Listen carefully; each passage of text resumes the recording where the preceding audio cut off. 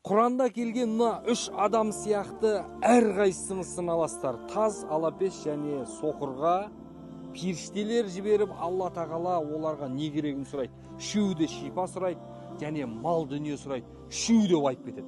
Жылдар өткен кезде Алла сол періштелерді тағы да жіберіп, олардан садақа беруін өтіндіреді. Сол кезде білесіз не деп айтады? Екеуі, алапес пен таз, бұл менің аталарымнан мұра болып қалған байлық. Сондықтан мен саған оны бере алмаймын дейді. Періштелер, біз Алладан сені сынау үшін келген едік. Бұрынғы қалыптарыңа түсіңдер дейді. Сонда анау қайттан таз болып, анау алапес болады.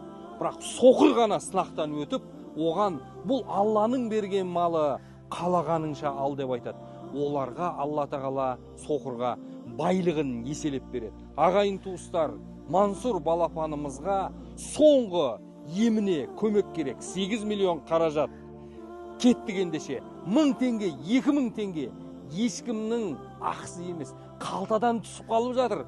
Біреу әшейін бала шағасына әперген мороженый 2000 теңге тұрады. Бірақ 2000 теңге Мансұр үшін өмір, ағайындар. Атсалысайық.